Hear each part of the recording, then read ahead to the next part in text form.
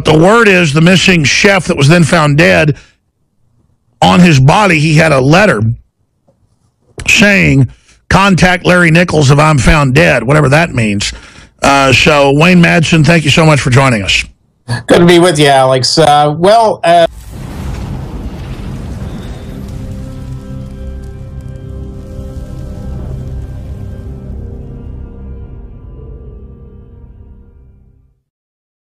Wayne Madsen joins us from WayneMadsenReport.com. He's been very busy. We've been very busy, but we're finalizing the fact that he'll do multiple stories a month on the ground, traveling the world for us here in the U.S. and abroad. He'll also accompany myself and other reporters to add his gravitas to what they're doing. So it is now happening. Wayne Madsen joins the InfoWars team.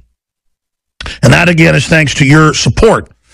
And the fact that he's also accommodated us and basically is just doing it for the expenses. In fact, he didn't really want to be paid. He just wanted his expenses paid. That's how much he realizes how serious this is and how committed this is.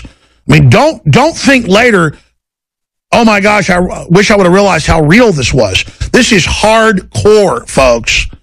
Tyranny is now naked. Now, Wayne, I just ranted for 5-6 minutes. So don't pause or I'll start interrupting you. You've got the floor. You're investigating this dead chef of the Clintons. You're an expert on McCain. Trump. I'm not even defending Trump, but he's saying he's no hero. Boy, he doesn't know how true that is. And of course, you've got new NSA info. So much intel. But the word is the missing chef that was then found dead, on his body, he had a letter saying, "Contact Larry Nichols if I'm found dead," whatever that means.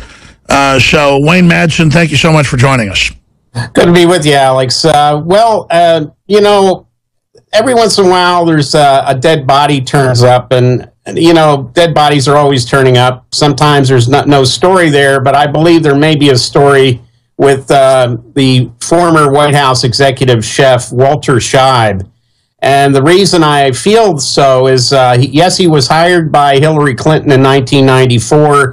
He had been the executive chef at the Greenbrier. And anyone who knows about how the government would react in the event of a nuclear war during the Cold War knows that the Greenbrier Resort and Hotel on the West Virginia line also happened to have housed behind it where Congress would go in the event of a nuclear attack. And Chef Scheib was the executive chef at that resort. He was hired from that resort. So he knew a little bit about government continuity of operations planning, because he, of course, would have had to been providing the food for a transfer of the Congress to the underground mountain complex. And why I'm saying this is this all has a bearing on 9/11, because when George W. Bush took over, that administration kept Walter Scheib on as the executive chef. He was on until the Bush re-election in 2004, and then in January of 2005, he was given his walking papers. It would have been nice to have heard just one of the mainstream media reporters to have actually read Walter Scheib's book called White House Chef, which I decided I didn't have it. I ordered it, thinking, well, I wonder what he may have written that may have put a target on his back. Now, before I read the book, I went back because I distinctly remembered from the 9/11 footage. You remember all the people were running out of the White House. It was uncontrolled. It looked like one of these Hollywood disaster movies, sort of like Independence Day. And I recall one of the people running away from the White House that day had a big, tall chef's hat on. And I said, well, that's obviously somebody that works in the White House kitchen. And it turned out it was Walter Scheib, who then gave an interview to Rebecca Cooper of ABC News, who recounted her conversation. You can find this clip on the internet, on YouTube. She recounted her conversation with Peter Jennings. And she said, I ran into the White House chef, and he was very, very upset. He was too upset to talk on the air. All he said is he and his staff understood what happened to the country that day. Now, that's a very strange thing to say because nobody else really knew what was going on. I was in D.C. I was 2 miles from the Pentagon when it happened. Nobody really understood what was going on.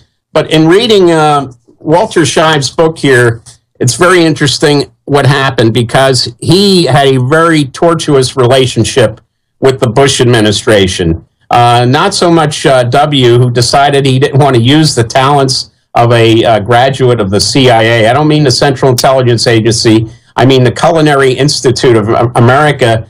But I wonder what secrets of the other CIA Chef Scheib may have possessed, because on 9/11 he left the White House, and then he realized how bad the situation was, and there was no organized evacuation of the White House. And then he heard crackling over the Secret Service walkie-talkies, incoming aircraft. And he went back to rescue his own staff from the White House kitchen. He left again. And then someone said, what about the cafeteria? Well, that's the Navy mess in the White House, and they don't report to the White House chef.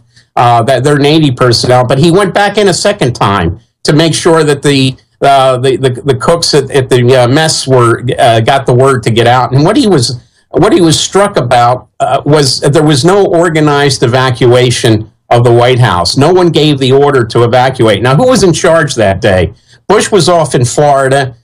Dick Cheney was effectively the person in charge at the White House, and he did nothing to organize or order an evacuation of the White House staff. Wasn't he in the bunker?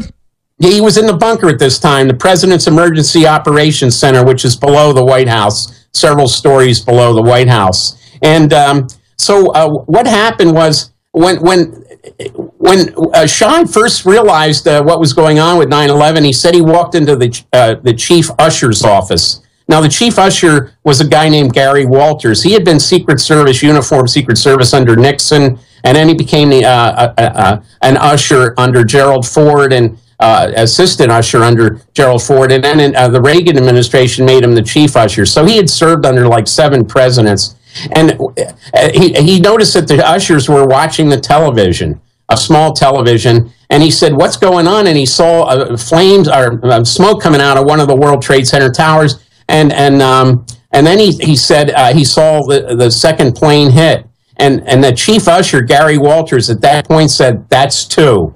And he said, the chef said, that echoed in his mind. What in the world? That's 2. That's a very strange thing to say. Like, what was so important about the number 2? And then later, of course, he told Rebecca Cooper, we understand what's happening to the country today. Now, let's fast forward. June 15th, Jeb Bush announces he's running for president in Miami. On June 16th, Scheib, who had since been divorced, was with his girlfriend in Taos, New Mexico. He decided to go hiking on a trail outside of Taos. On the 16th, his girlfriend reported him missing, and on the 22nd of June, the New Mexico State Police found his body in a ravine that had been, he was in water. Of course, anybody knows that if a body's found in water, you can pretty much rule out the toxicology results because they're corrupted by the simple process of osmosis. And so here we have Jeb announcing, and the chef, who had, like I say, did not have a very good relationship with the Bush family, turns up dead in New Mexico. And is this just another person who may have known too much about 9/11, may have known too much about the inner workings of the Bush crime family, and was he eliminated because of his knowledge, especially at this critical juncture of Jeb announcing he's going to run for the White House to be the 3rd President Bush? Please continue.